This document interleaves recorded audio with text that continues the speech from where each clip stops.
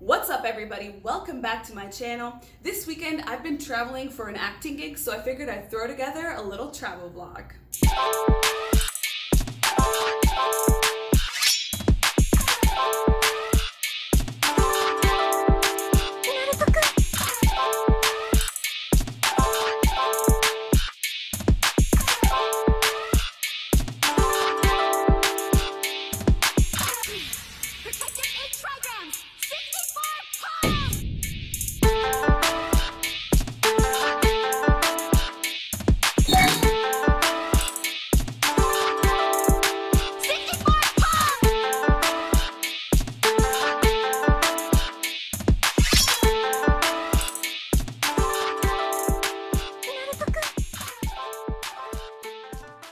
So back in March, I was invited to be on a TV show.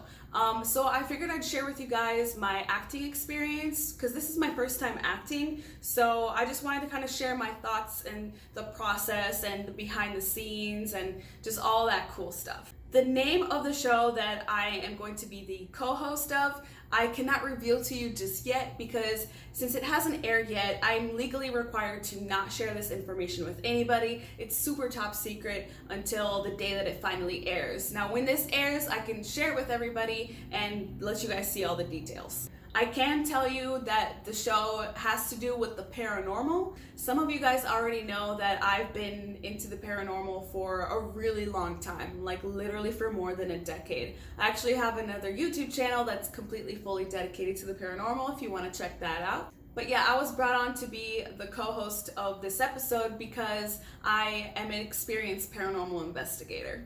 Like I said, I was invited to be on this show back in March. Now, what really happened is the interview process for this actually started a long time ago. I would say I started doing Skype interviews for this show probably around like a year and a half ago. And then in March of last year was the first time that I actually got flown out to another state to shoot the main part of this episode. I've actually been flown out of state 3 times now for this same episode. Basically, every time editing is putting together the episode and they see that there's a gap or that something is needed to kind of fill or bridge what's happening in the episode, they'll put together a list of scenes that they need to be redone or expanded, and then I get flown out to another state and shoot these scenes. My first time, they flew me out to Rhode Island. The second time, they flew me to LA. And the third time, right now, they have flown me to Dallas, Texas. My favorite time of flying out was definitely the first time because it was my dream come true to be on a paranormal show and to have my flight paid for, hotel paid for, and to kind of just be treated like basically like a movie star a little bit. That was really, really cool. Like I said, I mean, when I was a teenager, I would literally visualize being on a plane, flying to a location to investigate it, being on a show. These are all things that I dreamed of and manifested, you know what I mean? The law of attraction was something that I used to make this situation happen. So for me to be flown out the first time, it was so magical. And another cool thing that happened is when I was, when my plane was taking off, there was this Native American lady sitting in the seat right in front of me, and she might have been nervous to fly or something, but she decided to start singing this beautiful Native American chant as the plane was taking off. So I'm sure when the plane is taking off, how the engines start to go all crazy and it gets all super loud and powerful. So right when the engines start to get all loud and powerful, this Native American lady starts chanting this beautiful Native American chant, and then as the plane starts going faster and faster and faster, her chant becomes louder and louder and louder. And then when we take off, it's this beautiful moment where between her wonderful magical chanting and the fact that the plane was taking off and the fact that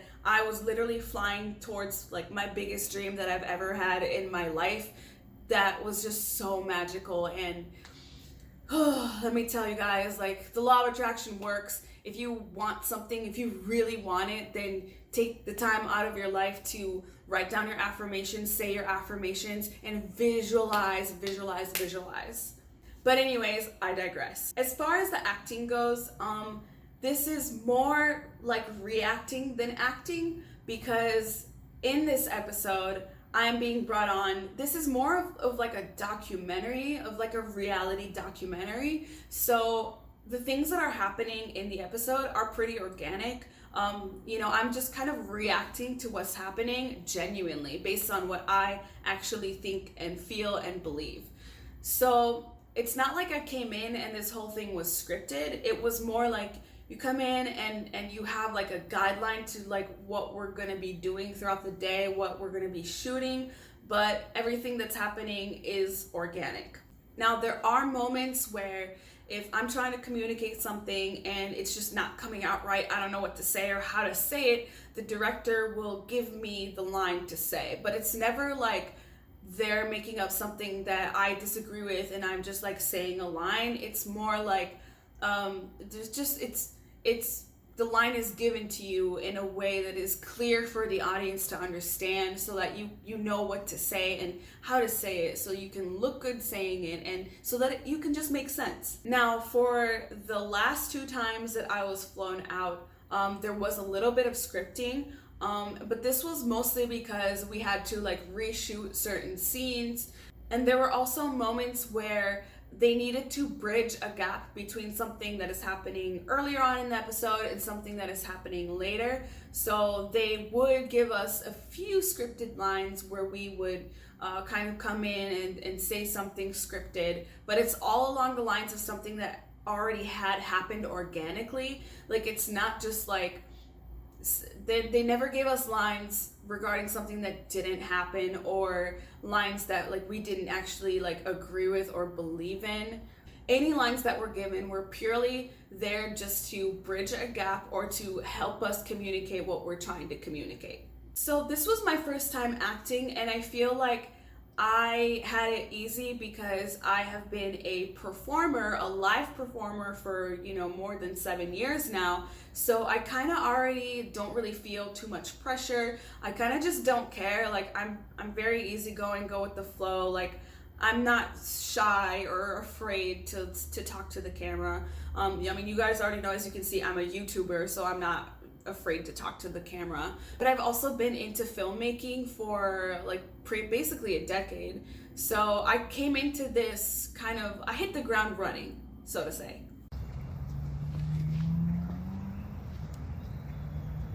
It was cool to learn all of the interesting like filmmaking terminology. Like, for example, if you say a shot is dirty, it actually means that if the cameraman is behind you, that a part of your shoulder is in the shot, or a part of your hair will be in the shot, and they purposefully will have that shot, like, that's there for a reason. They want your shoulder or a part of you to be in the shot to kind of give an idea of like perspective and position. There's another term called breaking the fourth wall, which basically just means that when you turn either towards the camera and speak directly towards the camera, or when the actual cameramen show in the final footage. In the final episode, you can see the cameraman or the director reacting to something. If that is included in the episode, or if you're talking directly into the camera, that is called breaking the fourth wall. Now, when it comes to memorizing lines, like I said, there really weren't a lot of lines to memorize because this wasn't really like a scripted thing. It's more of a reaction versus it's more reacting versus acting. So there wasn't a lot of scripted stuff, but the stuff that was scripted, I did have to memorize it. But I mean, it's not like it was that hard, because honestly, it would just be like a few lines at a time that I would have to memorize. And we were able to practice that, quite a few times before the cameras were actually on us.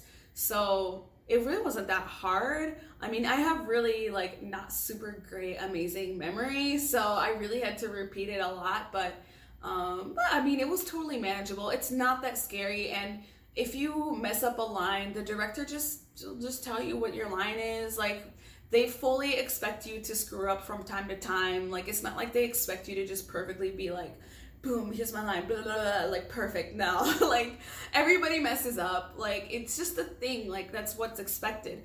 You know, kind of like with any discipline. Like when you're doing dance or like you're learning dance, you're expected to not perform perfectly all the time. You know what I mean? Like your moves aren't going to come out perfect each time. You know, sometimes you're going to mess up, and it's the same thing with acting. Sometimes it's just not going to come out perfect, and there's absolutely nothing wrong with that, nothing to be worried about or nervous about. Like you just say your line again, just say it again, and if you forget it, they'll just tell you what your line is, and it's really no stress. I know a lot of people say that they're so nervous about acting because like they're so scared they're gonna forget their lines. So I just wanted to put this in the video that like it's really not that bad, at least with the company that I'm working with, which I will reveal that when the final episode comes out, because right now I legally cannot tell you. But the company that I am working with, the production company, they are super awesome. My director is super awesome.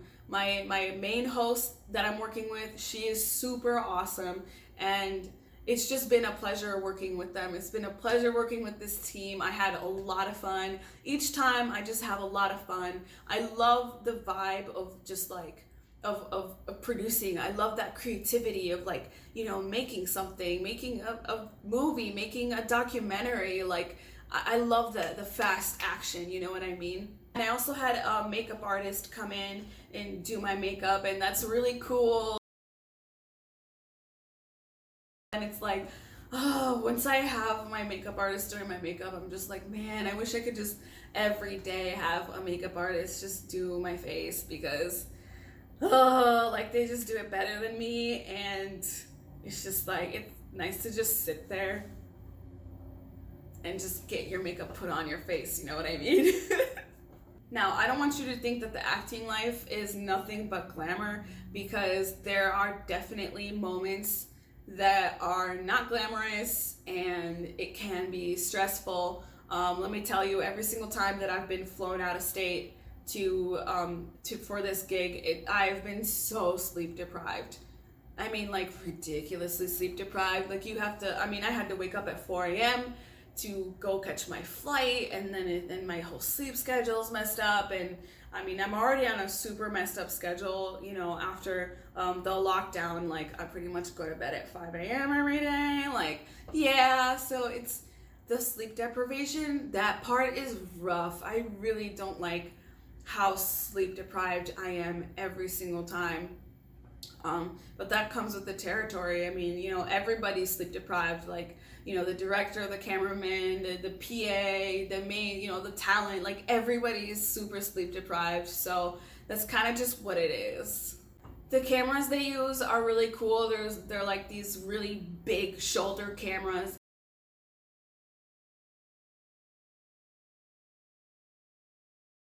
They usually have two of them running at the same time.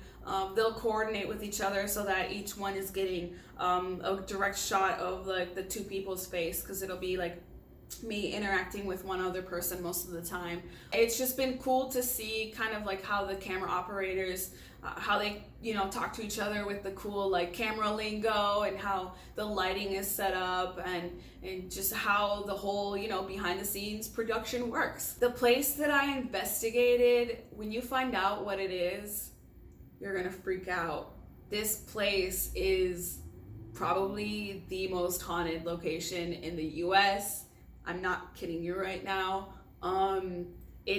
You know, a movie has been based off of it. That's right.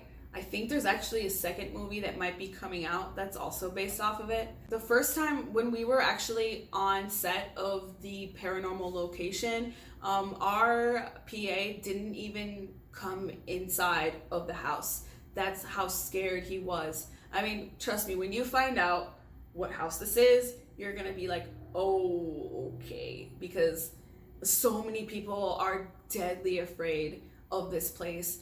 I was actually brought on to spend the night by myself at this location, which I did. I wasn't completely alone. There were some other people who lived in like the area. It's like a house like attached to the house. So I wasn't completely alone. Thankfully, there were other people like within screaming distance. Like if I really needed to run out the house in fear of my life, like they would have been in the house next to me. So my safety was assured. Like I wasn't gonna like die all by myself at the house overnight. But I did sleep by myself in the most paranormally active room all night by myself. And whoo, like I can't believe I did that. Nobody can believe that I did that. People think I'm crazy for doing that. And I mean, I love doing stuff like this. Like I'm the first person to say like, "Hey, send me to the basement. Send me to the attic. Send me to the caves. Like I want to go. I want to see it. I want to experience it." Cuz I'm not afraid anymore. You know, I've been in the paranormal field for more than a decade. And when you've been in the field for a long time, you become less fearful of things, and you also learn kind of how to protect yourself. While we were on set, we had Paranormal Activity interrupt the actual shoot. Like we were trying to shoot scenes where we're introducing ourselves, interviewing witnesses and stuff like that. And then we had like a door open on its own, which just shut everything down. And everybody was like freaking out. And then we had like a closet open on its own. And we had like the director himself actually like saw something. He saw a person and he was trying to shoot. So he's like, "Hey, you need to go, like you can't be here." So he went over to like go tell the person to leave, and there was nobody there, and there was no way out because it was like a wall closet kind of thing. So I mean, this house is crazy level active, and I mean, it did not disappoint us. Whoo! I cannot believe I survived it. I can't believe I did that, and I can't believe I survived it, but I'm really glad I did, and I will do it again. I would totally do it again. I was able to capture some cool evidence. Obviously, I mean, the cameras did capture the door opening and the closet opening and some other interesting stuff, but I'm an EVP specialist, and I captured 3 really cool EVPs, so that was really cool, and I also had a lot of fun playing with the spirit box. So you might be wondering, like, what's a day in a life of a person who gets an acting gig? So I had to wake up at 4 a.m., get on the flight, fly out to whatever state you're flying to, and then I have to order an Uber or a Lyft from the airport to the hotel, which gets refunded.